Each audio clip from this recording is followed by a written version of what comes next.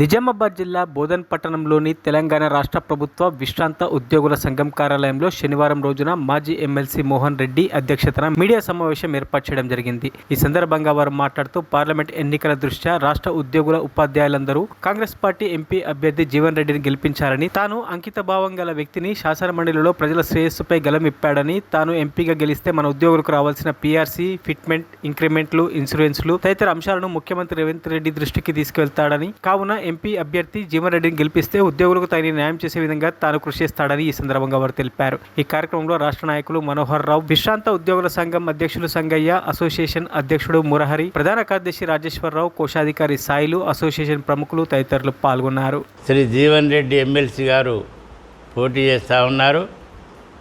వారికి మన ఉద్యోగులు, ఉపాధ్యాయులు, రిటైర్ అయినటువంటి ఉద్యోగులు, ఉపాధ్యాయులు ప్రజలందరినీ కూడా ఓటేసి గెలిపించాల్సిందిగా కోరుతా ఉన్నా. ముఖ్యంగా రిటైర్మెంట్ వాళ్ళు కానీ, ఉద్యోగులు, ఉపాధ్యాయులు కానీ ఐటీ తగ్గించండి సార్ అని చెప్పి పలుమార్లు మా దృష్టి తీసుకురావడం జరిగింది. మరి కేంద్ర బడ్జెట్లో ప్రతిసారి బడ్జెట్ ప్రవేశపెట్టినప్పుడు ఉద్యోగులు, ఉపాధ్యాయులకు, రిటైర్డ్ వాళ్లకు ఐటీ ఇన్కమ్ ట్యాక్స్ రిటర్న్స్లో కొద్దిగా తగ్గిస్తారని చెప్పి అందరు ఎదురు చూడడం జరిగింది. ప్రతి బడ్జెట్లో కూడా తగ్గించకపోగా మరి కొన్నిసార్లు హైస్టేజ్ ఉంచడం, కొన్నిసార్లు పెంచడం జరిగింది. కాబట్టి ఇప్పుడు మనము జీవన్ రెడ్డి గారిని గెలిపించుకుంటే ఐటీ తగ్గించుకోవడానికి అవకాశం ఉంటుంది. వారు మన తరఫున మాట్లాడటానికి, కొట్లాడటానికి, వారు పార్లమెంట్లో గలమెత్తడానికి అవకాశం ఉంటుంది. కాబట్టి జీవన్ రెడ్డి గారిని మనం ఎంపీగా గెలిపించుకుంటే నిజామాబాద్ జిల్లాకు పరిశ్రమలు తీసుకొస్తారు, నిజామాబాద్ జిల్లాను డెవలప్మెంట్ చేయడానికి అవకాశం ఉంటుందని చెప్పి కూడా ఈ సందర్భంగా నేను తెలియజేస్తా ఉన్నా. ఎందుకంటే కాంగ్రెస్ ప్రభుత్వం వచ్చింది. మనం కాంగ్రెస్ ప్రభుత్వంతో మరి ముఖ్యమంత్రి రేవంత్ రెడ్డి గారితో మాట్లాడడం జరిగింది. మన వాళ్ళు అడుగుతూ ఉన్నారు అక్కడక్కడ, సార్ ఎలక్షన్స్ వస్తున్నాయని ఫస్ట్కే జీతాలు ఇస్తున్నారు, పెన్షన్లు ఇస్తున్నారు, మళ్ళీ ఎలక్షన్ అయిపోయిన తర్వాత మళ్ళీ 5 దాటిన తర్వాత ఇస్తారేమో సార్ అని చెప్పి అంటుంటే అట్లా జరగదు. నేను ముఖ్యమంత్రి గారితో మాట్లాడాను.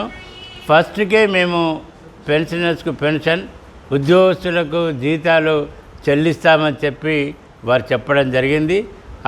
ఆ విధంగా మేము నిర్ణయం తీసుకున్నామని చెప్పి కూడా వారు మాతో సెలవు ఇవ్వడం జరిగింది. అదేవిధంగా మాకు డిఏ బకాయిలు ఉన్నారు.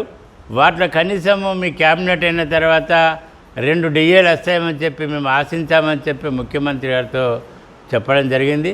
ఖచ్చితంగా 2 డిఏలు నేను తప్పకుండా మంజూరు చేస్తానని చెప్పి సానుకూలంగా వారు స్పందించడం కూడా జరిగిందనే విషయాన్ని మీ దృష్టికి తీసుకొస్తా ఉన్నా.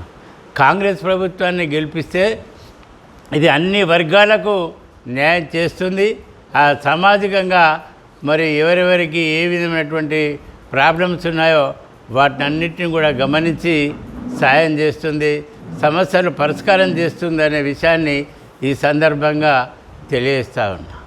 మరి ఉద్యోగులు, ఉపాధ్యాయులు మాకు సర్వీస్ రూల్స్ లేవని చెప్పి ఉపాధ్యాయులు అనడం, దానికి సంబంధించినటువంటి పోస్టులన్నీ కూడా మండల విద్యాశాఖ కావచ్చు, డిఈఓ పోస్టులు కావచ్చు, ఆర్జేడీ పోస్టులు కావచ్చు, ఈ విధంగా రాష్ట్ర వ్యాప్తంగా విద్యాశాఖలో అనేక పోస్టులు ఖాళీలు ఉన్నాయి, ఇన్ఛార్జీలతో నడుస్తూ ఉన్నాయి. కొన్ని పోస్టులు మాత్రమే రెగ్యులర్ పోస్టులతో నడుస్తుందన్న విషయాన్ని ముఖ్యమంత్రి దృష్టికి తీసుకొచ్చాను. వాటిని సర్వీస్ రూల్స్ ఇచ్చి త్వరలోనే విద్యాశాఖను బలోపేతం చేసి అన్ని రకాల ప్రమోషన్లు ఇచ్చి విద్యాశాఖలో విద్యా ప్రమాణాలు పెంచడానికి చర్యలు తీసుకుంటారని చెప్పి కూడా శ్రీ రేవంత్ రెడ్డి గారు చెప్పడం జరిగిందనే విషయాన్ని ఈ సందర్భంగా నేను తెలియజేస్తా ఉన్నా. జీవన్ రెడ్డి గారు రాజకీయ నాయకులలో నీతిమంతులు కూడా ఉన్నారు. చాలామంది నీతిమంతులలో మరి జీవన్ రెడ్డి గారు ఒకరు నీతిమంతులు. మరిన్ని అప్డేట్స్ కోసం మా ఛానల్ని సబ్స్క్రైబ్ చేయండి.